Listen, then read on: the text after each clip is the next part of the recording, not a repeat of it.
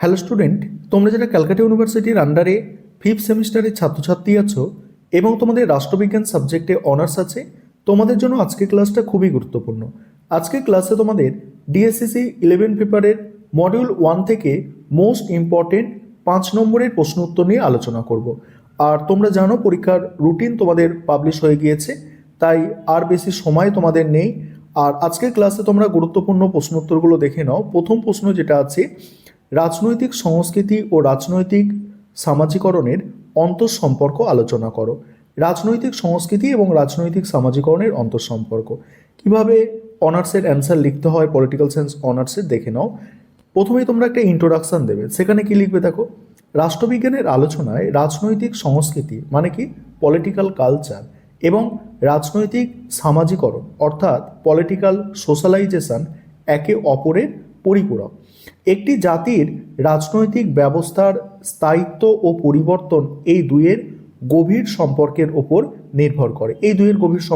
নির্ভর করে, এবারে রাজনৈতিক সংস্কৃতি ও সামাজিকরণের পারস্পরিক সম্পর্ক এইভাবে পয়েন্ট করবে, মূল পয়েন্ট করে যেভাবে লিখবে দেখো, রাজনৈতিক সংস্কৃতি ও সামাজিকরণ সম্পর্কটিকে প্রক্রিয়া বলছে। দেখো, রাজনৈতিক সংস্কৃতি ও সামাজিকরণের সম্পর্কটিকে প্রক্রিয়া এবং ফলাফলের নিরিখে ব্যাখ্যা করা যায়।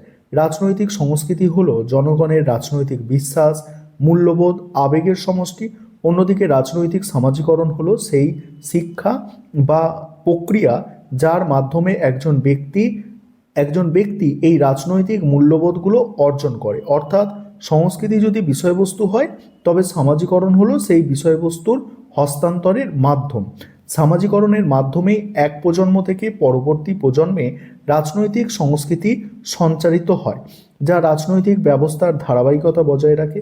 আবার যখন সামাজিকরণ প্রক্রিয়ায় পরিবর্তন আসে, যেমন শিক্ষা প্রযুক্তির মাধ্যমে যদি পরিবর্তন আসে, তখন পুরনো রাজনৈতিক সংস্কৃতির পরিবর্তে নতুন সংস্কৃতির জন্ম দেয়। অ্যালমন্ড ও পাওয়েলের মতে রাজনৈতিক সংস্কৃতির গঠন, সংরক্ষণ এবং পরিবর্তন সবই রাজনৈতিক সামাজিকরণের মাধ্যমে ঘটে থাকে। তাই বলা যায়, সামাজিকরণ ছাড়া সংস্কৃতির অস্তিত্ব অসম্ভব, আবার সংস্কৃতি ছাড়া সামাজিকরণের কোনো নির্দিষ্ট অভিমুখ থাকে না। এবার উপসংহার, পরিশেষে বলা যায় রাজনৈতিক সংস্কৃতি ও সামাজিকরণ একই মুদ্রার এপিটোপিট। একটি সুস্থ রাজনৈতিক ব্যবস্থা গড়ে তোলার জন্য এই দুইয়ের মধ্যে ভারসাম্যপূর্ণ ও ইতিবাচক সম্পর্ক অত্যন্ত জরুরি। তারপরে দ্বিতীয় প্রশ্ন আজকে ক্লাসে, দ্বিতীয় প্রশ্ন আছে, রাজনৈতিক সামাজিকরণে সমকক্ষ গোষ্ঠী বা বন্ধুর গোষ্ঠীর ভূমিকা। এটা মোস্ট ইম্পর্টেন্ট প্রশ্ন, যে রাজনৈতিক সামাজিকরণে বন্ধুর গোষ্ঠীর ভূমিকা। এবারে প্রশ্নের উত্তরটা দেখে নাও। প্রথমে ভূমিকা দিয়ে শুরু করছো, রাজনৈতিক সমাজীকরণে বিভিন্ন বাহকের মধ্যে সমকক্ষ গোষ্ঠী বা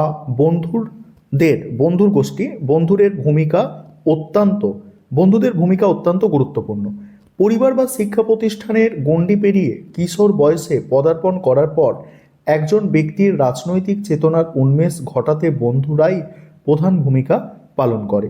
এবারে দেখো, সমকক্ষ গোষ্ঠীর প্রভাব ও কার্যকারিতা, মানে বন্ধু গোষ্ঠী বা সমকক্ষ গোষ্ঠীর প্রভাব ও কার্যকারিতা।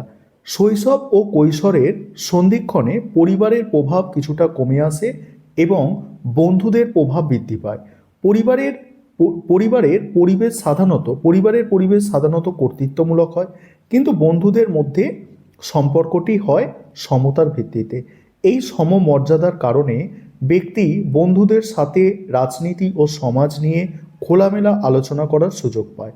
আড্ডা, বিতর্ক ও দলিল আলোচনার মাধ্যমে সমকক্ষ গোষ্ঠী ব্যক্তির মধ্যে নতুন রাজনৈতিক দৃষ্টিভঙ্গির জন্ম দেয়। অনেক সময় দেখা যায় পরিবারের রক্ষণশীল রাজনৈতিক মতাদর্শকে চ্যালেঞ্জ করে বন্ধুরা ব্যক্তিকে নতুন বা বিপ্লবী মতাদর্শে দীক্ষিত করেছে। এছাড়া স্কুল কলেজ বা বিশ্ববিদ্যালয়ের ছাত্র রাজনীতিতে অংশগ্রহণের ক্ষেত্রেও বন্ধুদের চাপ বা উৎসাহ অনুঘটক হিসাবে কাজ করে। আধুনিক যুগের সোশ্যাল মিডিয়ার বন্ধুদের গ্রুপগুলো রাজনৈতিক তথ্য আদান প্রদান এবং জনমত গঠনে বড় ভূমিকা রাখে। এর ফলে ব্যক্তির মধ্যে সহযোগিতামূলক মনোভাব এবং গণতান্ত্রিক চেতনার বিকাশ ঘটে। এবার উপসংহার দেখো, উপসংহারে কি বলা হচ্ছে।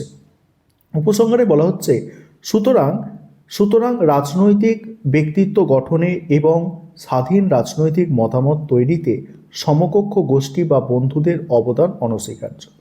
এটি ব্যক্তিকে শুধুমাত্র রাজনৈতিক তত্ত্বের যোগান দেয় না, বরং তাকে সক্রিয় রাজনৈতিক অংশগ্রহণে উদ্বুদ্ধ করে।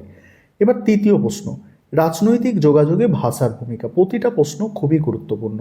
এই প্রশ্নের উত্তরটা এবারে দেখো। একটা বিষয় তোমাদের এখানে বলার আছে, তোমাদের জন্য অনলাইন কোচিং ক্লাস চলছে।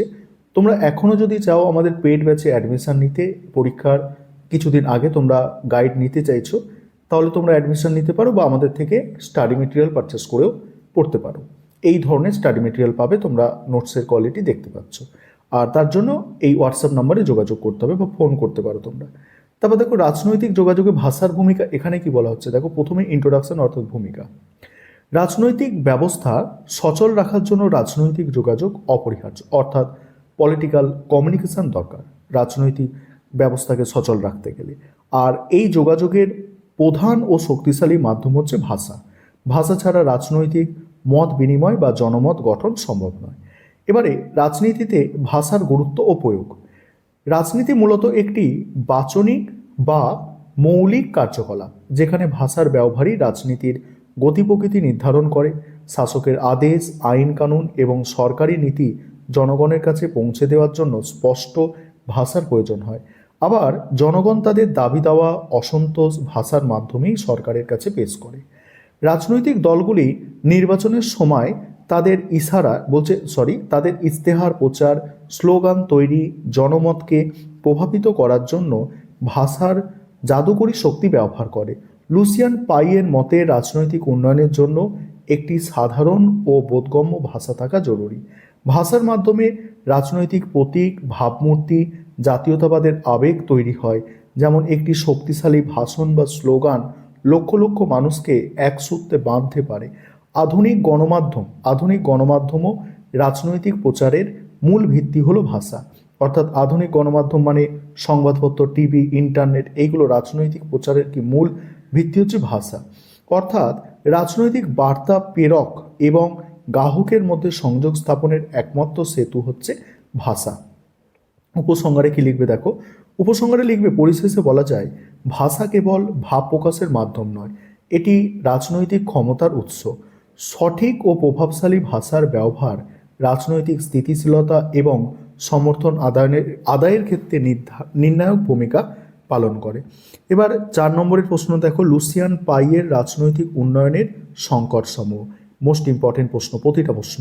ভূমিকায় কি বলা হচ্ছে দেখো, বিখ্যাত রাষ্ট্রবিজ্ঞানী লুসিয়ান পাই তার অ্যাসপেক্ট অফ পলিটিক্যাল ডেভেলপমেন্ট গ্রন্থে রাজনৈতিক উন্নয়নের পথে উন্নয়নশীল দেশগুলির যে প্রধান সমস্যাগুলির সম্মুখীন হয় সেগুলিকে সংকট হিসাবে চিহ্নিত করেছেন। তার মতে এই সংকটগুলি সফলভাবে মোকাবিলা করার পরেই একটি দেশের রাজনৈতিক উন্নয়ন নির্ভর করে।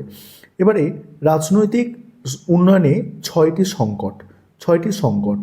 লুসিয়ান পাই রাজনৈতিক উন্নয়নের পথে মোট 6টি প্রধান সংকটের কথা উল্লেখ করেছেন, আর এই প্যারাগ্রাফের মাধ্যমে আমরা সেগুলোকে ব্যাখ্যা করব। যেমন প্রথম হচ্ছে আত্মপরিচয়ের সংকট, অর্থাৎ আইডেন্টিটি ক্রাইসিস, যেখানে জনগণ জাতি হিসাবে নিজেদের চিনতে পারে না বা তাদের মধ্যে জাতীয়তাবোধের অভাব দেখা দেয়। দ্বিতীয় হচ্ছে বৈধতার সংকট, যখন সকলের কর্তৃত্ব বা শাসনের অধিকার নিয়ে জনগণের মনে প্রশ্ন জাগে। তারপর তৃতীয়ত হচ্ছে অনুপ্রবেশের সংকট, যার অর্থ হলো সরকারি নীতি বা প্রশাসনে সমাজের তৃণমূল স্তর পর্যন্ত পৌঁছাতে ব্যর্থ হয়। চতুর্থ হচ্ছে আগ্রহের সংকট, যেখানে জনগণ রাজনৈতিক প্রক্রিয়ায় বা সিদ্ধান্ত গ্রহণে অংশ নেওয়ার সুযোগ পায় না। পঞ্চমত হচ্ছে সংহতির সংকট, অর্থাৎ যা বিভিন্ন গোষ্ঠী ও স্বার্থের মধ্যে সমন্বয়ের অভাব নির্দেশ করে। এবং ষষ্ঠত হচ্ছে বন্টনের সংকট, অর্থাৎ সম্পদ ও সুযোগ সুবিধার সুষম বন্টনে সরকার ব্যর্থ। পাইয়ের মতে উন্নয়নশীল দেশগুলোতে এই সংকটগুলো প্রায় একসঙ্গে দেখা দেয় এবং এগুলোর সমাধান ছাড়া রাজনৈতিক স্থিতিশীলতা অর্জন সম্ভব নয়। উপসংহার, পরিশেষে বলা যায় লুসিয়ান পাই এর এই মডেলটি তৃতীয় বিশ্বের দেশগুলোর রাজনৈতিক সমস্যা বোঝার জন্য অত্যন্ত গুরুত্বপূর্ণ। এই 6টি সংকট কাটিয়ে উঠতে পারলেই একটি রাষ্ট্র আধুনিক ও উন্নত রাজনৈতিক ব্যবস্থায় পদার্পণ করতে পারে। এবারে পরের প্রশ্ন হচ্ছে রাজনৈতিক উদাসীনতা। মোস্ট ইম্পর্টেন্ট প্রশ্ন, রাজনৈতিক উদাসীনতা কি বা কাকে বলে। ভূমিকা দেখো, ভূমিকাটা তোমরা দেখে নাও, আমি মূল বিষয়টা বলছি। রাজনৈতিক উদাসীনতার কারণ ও প্রকৃতি। রাজনৈতিক উদাসীনতাকে একটি মনস্তাত্ত্বিক ও আচরণগত সমস্যা হিসাবে দেখা হয়। এর মূলে রয়েছে রাজনৈতিক ব্যবস্থার প্রতি অনাস্থা এবং হতাশা। সাধারণ মানুষ মনে করে যে তাদের ভোট বা মতামত কোনো পরিবর্তন আসবে না। তখন তাদের মধ্যে এক ধরনের বিচ্ছিন্নতা বোধ তৈরি হয়। অনেক সময় রাজনীতিকে নোংরা খেলা বা দুর্নীতিগ্রস্ত মনে করে অনেকে সচেতনভাবে এর থেকে দূরে থাকেন। এছাড়াও দৈনন্দিন জীবনের জটিলতা, জীবিকার চাপ, রাজনৈতিক জটিল বিষয়গুলি বুঝতে না পারাও উদাসীনতার অন্যতম কারণ। মরিস রোজেনবার্গ এর মতে রাজনৈতিক উদ্দীপনার অভাব, তারপরে ভয়ভীতি, ফলাফলের প্রতি নিরাসক্তি মানুষকে রাজনীতি বিমুখ করে তোলে, আর এটি কখনো কখনো নীরব প্রতিবাদ হিসাবে কাজ করে। তবে আধুনিককালে অনেক সময় অতিরিক্ত বিনোদন বা ব্যক্তিগত জীবনে মগ্ন থাকাও তরুণ প্রজন্মের মধ্যে রাজনৈতিক উদাসীনতা তৈরি করছে। এবার উপসংহার দিয়ে শেষ করবে। 6 নম্বর প্রশ্ন হচ্ছে, দেখো, রাজনৈতিক সমাজতত্ত্বের প্রকৃতি। ঠিক আছে, রাজনৈতিক সমাজতত্ত্বের প্রকৃতি। এই প্রশ্নের উত্তরটা তোমরা দেখে নাও, আমি স্ক্রল করে যাচ্ছি, এবং তোমাদের আমি মডিউল 1 থেকে এই 6টি প্রশ্ন রেখেছি তোমাদের এই পেপার, অর্থাৎ DSCC 11 পেপার থেকে। আবারও বলছি, তোমরা যারা পেইড ব্যাচে অ্যাডমিশন নিতে ইচ্ছুক আছো বা স্টাডি মেটেরিয়াল পারচেস করতে চাইছো, যত তাড়াতাড়ি পারো যোগাযোগ করবে।